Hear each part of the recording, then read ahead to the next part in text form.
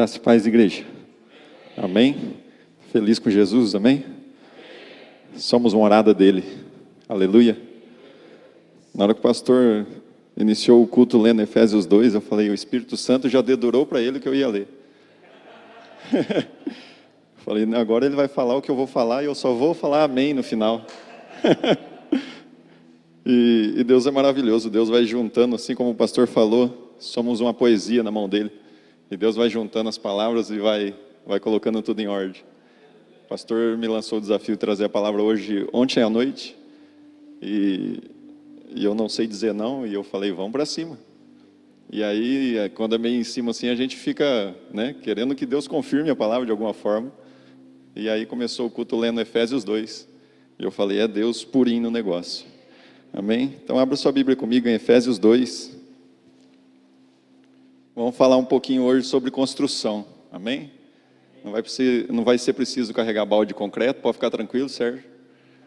Mas vamos falar um pouquinho sobre construir. Amém? Nós estamos nesse culto declarando que somos morada dele, que somos casa dele. Então hoje vocês vão ter uma pequena aulinha sobre construção e vamos identificar aqui coisas que são essenciais para que tornamos essa casa, essa morada para Deus. Amém? Efésios capítulo 2, verso 19 em diante. Um pouquinho mais abaixo de onde leu. Amém? Diz assim: agora vocês não são mais estranhos a Deus, nem forasteiros, mas sim membros da própria família de Deus, e cidadãos que pertencem ao povo dele. Vejam o alicerce sobre o qual se encontra agora, os apóstolos e os profetas, e a pedra de esquina do edifício é o próprio Jesus Cristo. E a pedra de esquina do edifício é o próprio Jesus Cristo. Nós, os que cremos, somos cuidadosamente colocados juntamente com Cristo, como parte de um templo dedicado a Deus, que está em constante crescimento. E vocês também são unidos a eles, uns aos outros, pelo Espírito, e fazem parte dessa morada de Deus. Amém? Pode se assentar, fique à vontade. Eu estava, durante essa semana, meditando sobre isso e Deus saltou essa palavra ao meu coração, acerca de sermos morada dele. E eu quero nessa noite que você, junto comigo, faça uma expansão dessa obra que você é nas mãos do Senhor, dessa morada de Cristo que você é, amém? Então vamos colocar aqui Deus como nosso maior arquiteto, que planejou toda essa obra, o Espírito Santo sendo um mestre de obra, amém? E Jesus Cristo é o servente. Aí você fala, poxa vida, mas Jesus Cristo é o servente? E aí você vai ler lá em Mateus 20, 27, ele fala, eu vim para servir, e não para ser servido. O pastor ministrou aqui esses dias atrás, acerca de que Deus está levantando uma igreja disposta a servir, e não a se exibir, amém? Então, a gente começa a entender algumas coisas nessa construção de Deus.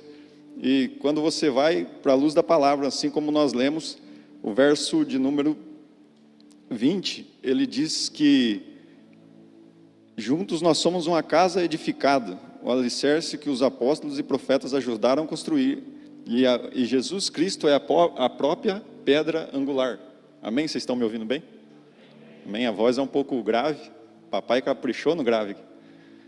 E fala acerca de que Cristo, ele é a pedra angular dessa construção. Alguém sabe me dizer o que é a pedra angular? Eu creio que saberia. Mas eu quero esclarecer aqui somente essa noite acerca do que é a pedra angular. A palavra vai dizer também que aquele que foi rejeitado pelos construtores se tornou para Deus a pedra angular, que era Jesus Cristo, a qual ele veio a edificar a humanidade, dizendo assim, ele veio edificar o teu reino na terra. Deus lança um primeiro fundamento, que é Adão. E esse primeiro fundamento acabou dando errado, como nós já sabemos.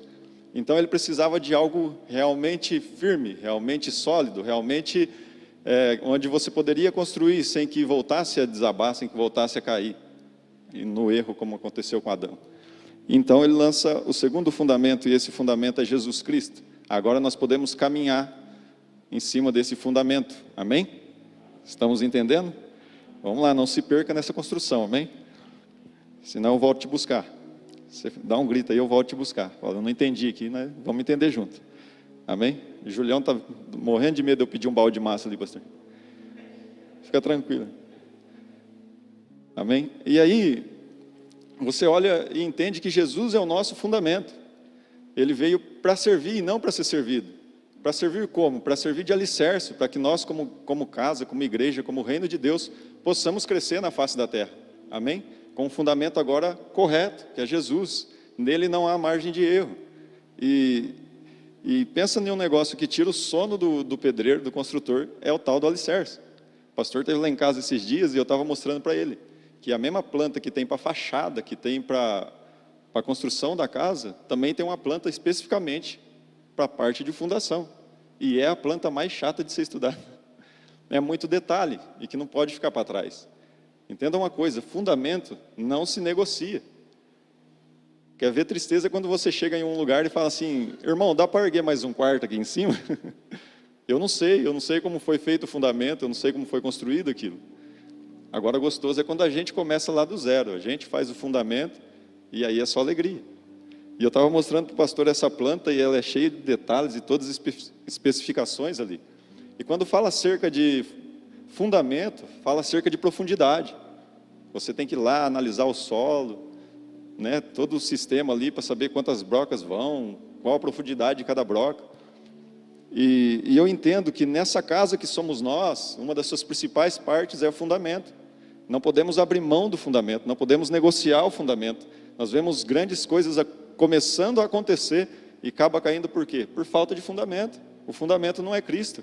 Você vê até igrejas, ministérios que começam bem, e você fala, bacana, estão indo adiante, e de repente caem no erro, porque o fundamento não é o correto. Amém? E fundamento não se negocia. Quando fala de fundamento, é a questão de eu me aprofundar, é a questão do quarto fechado, com a porta fechada. Porque fundamento é algo que você não se vê. Vocês conseguem ver o fundamento aqui da igreja? Não se vê, está lá embaixo, mas é o que está sustentando toda a estrutura. Esse é o secreto. Você não consegue olhar e ver o fundamento, mas ele está ali, sustentando. E aquele que está firmado na rocha é inabalável.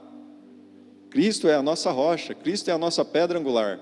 E quando ele fala de pedra angular, a pedra angular ela era a primeira a ser colocada na construção, porque era através dela que ia se alinhar e posicionar todas as outras. Amém? Então ela traz o posicionamento correto para todas as outras. Jesus Cristo colocado como pedra angular, ele é quem nos traz alinhamento, quem nos traz direcionamento, quem vai posicionar cada um no seu devido lugar nessa grande obra. Amém? Lá em Isaías 28, diz que Deus já estabeleceu um alicerce, e com o prumo e com a régua, Ele vai corrigir o muro que nós temos levantado, ou seja, aquilo que nós temos construído. E eu vou dar aqui uma pequena aula sobre um prumo. Alguém conhece prumo aqui? Sabe o que é um prumo? Pouca gente. Prumo, vou colocar de uma forma mais fácil, ele é um pedacinho de madeira em cima, com a cordinha, e um peso embaixo. E ele serve para você aferir de cima para baixo. Ou seja, quando Deus está falando, eu vou te aferir com um prumo, Ele está falando, eu vou ver se você está de acordo com o que está em cima, do que está nos céus. Aleluia. E ele fala a questão de régua, régua já é na questão do nivelamento. Eu vou te nivelar, eu vou bater o prumo em você, se você estiver torto eu vou te endireitar. Você tem que estar de acordo com a pedra angular, que é Cristo. Amém?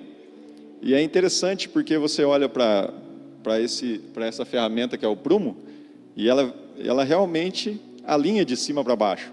Só que ela usa o que está embaixo também para aferir o de cima. Então é uma troca, entende? Nós precisamos entender de que em Cristo nós somos alinhados e que a nossa busca constante por Deus é que vai revelar esse alinhamento. Amém?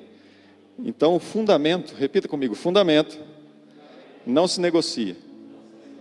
Amém? Jesus Cristo é o nosso firme fundamento. Eita glória, ficou fácil agora, hein? Aí sim, meu irmão. Olha, rapaz, da próxima vez eu vou pensar nisso. Amém? Ali está em disposição certinho para ver. Ali vai ser alinhado Pedreiro ama. Se você deixar eu ficar falando aqui, eu vou falar daquele muro inteirinho. Amém? Glória a Deus. Estamos entendidos acerca desse fundamento? Jesus Cristo. Não negocie isso.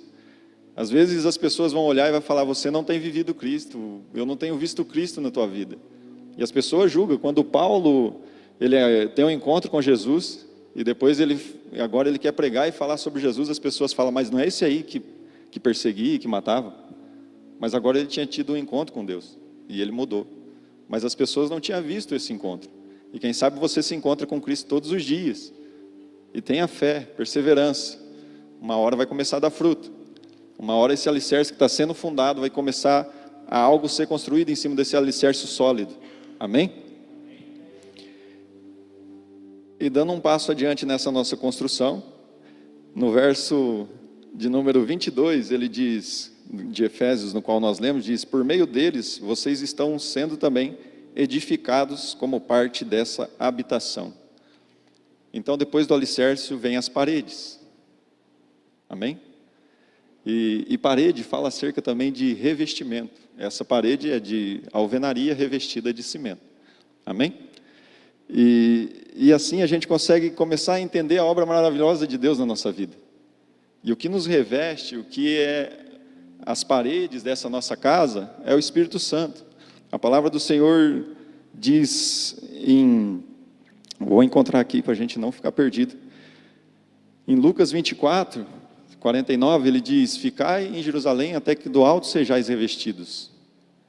As paredes de uma casa é o lugar de habitação. Você não consegue morar no fundamento, mas você não pode negociá-lo, como eu falei, porque ele é crucial na construção da casa, é ele quem nos vai dar base para tudo.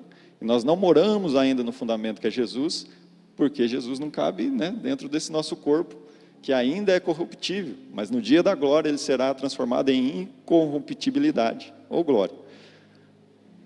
E nós vamos poder estar com ele, aleluia, saiu.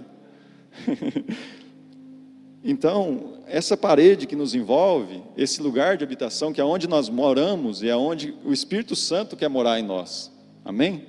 E essas paredes precisam ser erguidas e crescer cada dia mais, para que assim possamos nos tornar um templo verdadeiramente do Espírito Santo. E isso fala também do movimento horizontal, acerca de ter comunhão, acerca de nos relacionar com o próximo, é no âmbito horizontal. E você vai vendo essa construção, você começa a ver o formato da cruz se formando, Cristo lançado como fundamento, o Espírito Santo que se move e que nos traz essa habitação do Espírito, e Deus Pai, amém? E quando nós entendemos de que nós somos essa habitação do Espírito Santo, é como nós cantamos, nós precisamos ser mudados, nós precisamos deixar que o Espírito Santo venha, como esse mestre de obra, e alinhe, transforme, tire as coisas erradas do lugar errado, coloque as coisas certas, amém? Vocês estão entendendo? Aleluia. Não dorme não, já estou acabando. Meia horinha, nós termina. E aí você entende que eu preciso deixar esse Espírito Santo agir na casa que sou eu, limpando, transformando. Nós cantamos, eu te fiz bem, quando, eu esqueci a parte da música agora, mas ele diz acerca de que eu tive vergonha porque estava suja, não estava preparada. E às vezes nós nos encontramos assim, nós viemos para a igreja e parece que nós não vamos poder sentir a presença dele porque nos sentimos sujos. Não merecemos a presença dele dentro de nós, não merecemos ele fazer em nós porque nós estamos sujos. Se você acha que você não merece, amém, você está começando a entender o que é evangelho. Nós não merecemos, é graça, aleluia. E aí ele vem com todo o teu cuidado, com toda a tua sabedoria e começa a se mover dentro de nós. E aquilo que não agrada a Deus começa a ser lançado para fora, porque já não cabe mais dentro de nós, não é agradável ao Senhor. E se nós queremos ter uma vida da qual agrada a Deus, de qual canta a Deus, nós precisamos deixar ser moldados por esse Espírito Santo. E as paredes dessa nossa casa sermos revestidos dele. Amém? Em Gálatas 5,16, fala acerca de que a carne milita contra o Espírito. E essa é uma guerra travada por toda a humanidade. É o tempo todo a nossa carne querendo brigar com o nosso espírito. Você dobra o joelho para orar e a tua carne fala, eu estou cansado, eu quero dormir. Você tira um tempo para jejuar e ela fala, eu estou com fome, eu quero comer, eu quero comer, eu quero comer. E você tira um tempo para ler a Bíblia e ela fala, mas você não ia assistir um filme? É todo o tempo a carne guerreando contra o nosso espírito. Quando Paulo fala, combati o bom combate, acabei a carreira e guardei a fé. O bom combate que Paulo fala não é sair na mão com o outro não, irmão. Amém? O bom combate é essa guerra que milita dentro de nós, o espírito contra a carne. E ele fala, eu combati o bom combate, eu guerreiei contra a carne. Paulo ali, a palavra fala que ele se esmurrava, porque ele não queria pecar, ele não queria errar. É verdadeiramente uma guerra. E nós precisamos travar essa guerra dia após dia. Nós precisamos matar a velha natureza todos os dias, se for necessário. Porque, como dizem, né? De que o velho homem aprendeu a nadar. E ele quer toda hora sair para fora. Mas ele está morto, crucificado.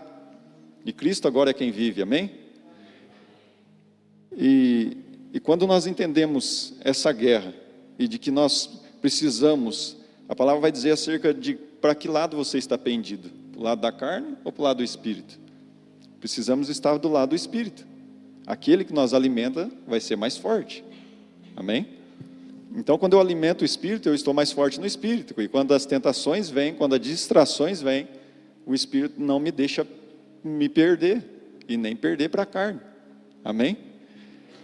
E aí Romanos 7 vai dizer, aquilo que eu quero, eu não consigo fazer, e o que eu faço, eu não queria estar fazendo. E ele fala, mas se eu faço o que eu não quero, eu consinto com a lei que é boa, e se faço o que eu não quero, já não sou eu quem faço, mas o pecado que está na minha carne.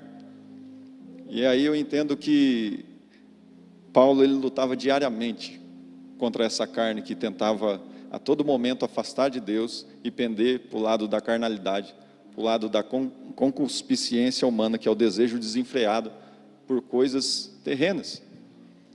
E Paulo, então, em outra passagem ele vai dizer, o que para mim era lucro, eu reconheci como perca, né? E então você entende que Paulo realmente achou o verdadeiro tesouro. Ele realmente achou o que fazia sentido na vida. As paredes falam também acerca de guardar o que é valioso. Amém?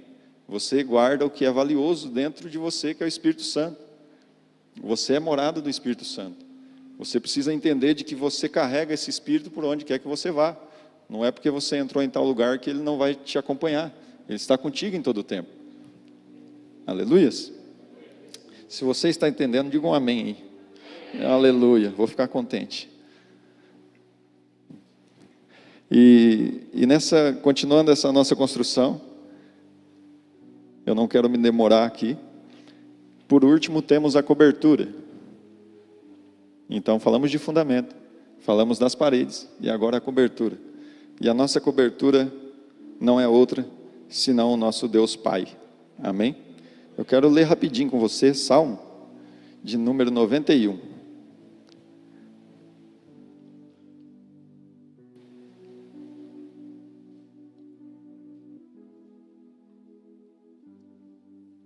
Um salmo bastante conhecido. Então, o fundamento fala acerca daquilo que somos construídos sobre, o fundamento firme que é Jesus, sólido. As paredes falam acerca de sermos revestidos pelo Espírito Santo. E Deus é essa cobertura da nossa casa que nos protege. E a palavra diz assim em Salmo 91. Aquele que habita no abrigo do Altíssimo, encontrará descanso à sombra do Todo-Poderoso. Isso eu declaro a respeito do Senhor. Ele é o meu refúgio, meu lugar seguro. Ele é o meu Deus e nele eu confio. Pois ele livrará das armadilhas da vida e protegerá de doenças mortais. Ele cobrirá com as suas penas e nos abrigará sob as suas asas. A sua fidelidade é armadura e proteção. Não tenho medo de terrores da noite, nem flecha que voa durante o dia. Não temo a praga que se aproxima na escuridão, nem calamidade que devasta ao meio-dia. Ainda que 1000 caiam ao seu lado e 10.000 morram ao teu redor, você jamais será atingido. Basta abrir os olhos e verá como são castigados os perversos. Se você se refugiar no Senhor, se fizer do Altíssimo seu abrigo, nenhum mal o atingirá, nenhuma praga se aproximará de sua casa, pois ele ordenará aos anjos que te protejam onde quer que você vá. Eles sustentarão com as mãos, para que não machuque o pé em alguma pedra. Você pisará leões e cobras e esmagarás leões ferozes e serpente debaixo dos pés. O Senhor diz: livrarei aquele que amo, protegerei o que confia em meu nome. Quando clamar por mim, eu responderei, e estarei com ele em meio às dificuldades. Eu o resgatarei e lhes darei honra. Com vida longa o recompensarei e darei a minha salvação. Aleluia! Nós temos um Deus no qual nós podemos nos abrigar. Às vezes na correria do dia a dia nós deixamos de prestar atenção do quanto nós somos cuidados. Se você for ler o Salmo 139, ele é apaixonante a ponto de nos tocar do quanto nós somos cuidados por Ele, do quanto Ele cuida de nós, esquadrinha o nosso andar, coloca suas mãos por detrás e por diante. Ele sonda os nossos pensamentos, conhece o nosso sentar e nosso levantar. Como um Deus tão grande se preocupa em conhecer o meu sentar e o meu levantar. Nós somos cuidados dEle. Ele é a nossa cobertura. E quando Ele fala que mal algum te alcançará, é porque nele nós somos inalcançáveis. Sabe, às vezes nós somos tomados de grande ansiedade, de grandes tribulações e confusões em nossas vidas, porque nós não nos colocamos em Deus. Quando nós estamos em Deus e entendemos de que Ele é tudo que nós necessitamos, já não há preocupação que nos alcance.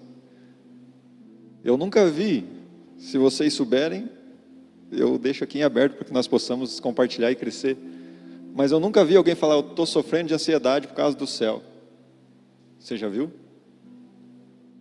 Mas o que nós mais temos ouvido é crise de ansiedade, pastor. Estou com crise de ansiedade. Por quê e pelo quê? Ah, é hormônio. Mas por que os hormônios não se interessam com o céu, se foi o Criador que fez? Por que eu tenho crises dessas, assim, que eu não consigo malemar dormir? Malemar é bom, né? Mineiro fala malemar, né? Por que eu não consigo sequer dormir bem? Porque eu estou em crise com o quê? Com o trabalho, com faculdade, com filhos. E por que eu não tenho essas crises com o céu? Em saber o que meu pai está sabendo. Em saber o que Ele quer para o dia de amanhã. Em saber o que Ele quer para o hoje. E quais são os planos dEle. Mas meu coração está aqui na terra. E eu não consigo me preocupar com o que está no céu. Nós nos preocupamos demais com coisa passageira e esquecemos do eterno. Nós nos ocupamos demais com o mundo. Sabe, cada dia mais eu quero um carro melhor, eu quero uma casa melhor, eu quero algo melhor. Não há nada de errado nisso. O problema é que isso é como se fosse cada vez mais uma pazinha de terra enterrando o nosso coração nessa terra, se nós não prestarmos atenção. Cada vez mais eu estou alicerçado na terra. Você já viu quando morre alguém assim que é muito bem, tem muito bem de vida e tem muitos bens materiais, e aí, né, talvez você já tenha visto, tal pessoa foi enterrado dentro de uma Ferrari, foi enterrado num cômodo da casa, uns negócios meio loucos assim, porque queria levar junto. Não leva não, irmão. Na hora que chamar a senha lá, é você que tem que comparecer e pronto. Sabe, nós precisamos colocar o nosso coração nele, as nossas ansiedades precisam estar nele, as nossas preocupações precisam estar acerca do céu. A palavra diz que onde está o seu tesouro, ali está o teu coração. E onde está o teu tesouro nesse tempo? Será que o teu tesouro está só no trabalho? Eu preciso trabalhar mais, eu preciso ganhar mais, eu preciso... Só isso. Deixa eu te falar uma coisa. Talvez amanhã, não estou profetizando não, mas quem sabe amanhã você está sem emprego, e Deus continua sendo Deus. Semana que vem talvez você perde um ente querido, e Deus continua sendo Deus. Sabe, Deus não muda. Nós colocamos a nossa alegria, baseamos nosso bem-estar em coisas que são passageiros, em coisas que são sujeitas a se acabar, quando nós deveríamos colocar em Cristo, em Jesus. Às vezes eu sou perguntado assim, cara, pessoas costumam dizer, você é bobo, né? porque eu não consigo ficar triste, é muito difícil eu ficar triste, porque já não mora mais em mim a tristeza. E fala, você parece um bobo, cara, você é feliz a todo instante, você ri a toda hora. A Flávia sabe que não é muito verdade isso, tem hora que eu estou meio pensativo, mas continuo alegre. E cara, eu entendi que Deus é o meu lugar, e não há nada que vai me tirar dele. Se hoje eu fechei um bom contrato, de um bom serviço, e estou feliz por isso, amém. Mas isso, pode amanhã eu receber uma ligação e falar, ó, deu errado e a gente vai ter que cancelar, e aí? E aí a minha alegria, já se foi de novo? Mas se a minha alegria está em Cristo, entenda uma coisa, quando eu falei aqui que Jesus é o nosso fundamento, funciona assim, Cristo é a base, e você começa a construir em cima dessa base. E aquilo que você construiu em cima dessa base, se vem a cair, você começa a construir de novo, porque Cristo é a tua base, ela não cai. Agora, se você construiu e colocou Cristo lá em cima, quando essas coisas caem, o que acontece? Cristo cai junto, porque seu Cristo não é a base, Cristo é o nosso fundamento, Ele é o que sustenta tudo. Não importa quantas vezes eu vou errar, sabe, às vezes o pastor dá a oportunidade de vir trazer uma palavra, eu falo assim, nossa, mas vai que eu falo errado. Quando já pensaram assim? Às vezes não é nem vergonha que você tem, é medo de falar errado, não é verdade? Mas se eu falar algo errado, e se eu falhar? Cara, nós precisamos ter essa vontade de sermos experimentados por Cristo. Precisamos ansiar esse lugar de desconforto, porque é muito gostoso ficar acomodado. Mas estar no lugar de desconforto nos faz crescer. Quando eu era criança, eu falava assim, mãe, me está doendo a canela. E ela falava assim, você está crescendo. E eu fazia uma oração que era mais ou menos assim, se for para crescer, continua, se não for, para parar. E às vezes continuava doendo. E eu entendi uma coisa, crescer dói. Crescer dói. E se você tem no teu coração crescer diante de Deus, vai passar por provas. Tiago 1 fala, tende por motivo de grande alegria, o passar por várias provações. Por motivo de alegria, o passar por provações. Ficou louco agora, vou ficar feliz por passar a prova. É isso mesmo. Porque assim nosso caráter é aprovado. E ele fala, na continuação desse capítulo de Tiago, ele fala que a aprovação da nossa fé dá oportunidade para que a perseverança cresça. E a palavra vai dizer também que é na nossa perseverança que obteremos a salvação. Amém? Então permita-se ser provado. Tem horas que vai dar certo, glória a Deus, e tem horas que não vai dar, e glória a Deus também. Há um ditado que fala assim, só se vive uma vez. E isso é bem errado. Só se morre uma vez. Viver, nós vivemos todos os dias. E essa vida precisa ser a vontade de Deus. Precisamos fluir essa morada de Deus. Porque as pessoas muitas das vezes não têm se interessado por Cristo. Porque ela não vê em nós uma morada de Cristo. Alguém feliz da vida porque tem Cristo dentro de nós. E pronto. E quando eu encontro algumas pessoas que entendem isso, que nós somos felizes só porque carregamos a Cristo, como o pastor citou aqui esses dias, que ele foi no depósito lá, e o menino falou, nossa, você muda o ambiente aqui. Essa alegria que contagia. Elas ficam meio que confusas e querendo saber por que dessa alegria. E aí nós precisamos falar dela, dessa alegria para essas pessoas. Porque essa alegria salva, essa alegria guarda. Amém? Glória a Deus. Quero te convidar a se colocar de pé já.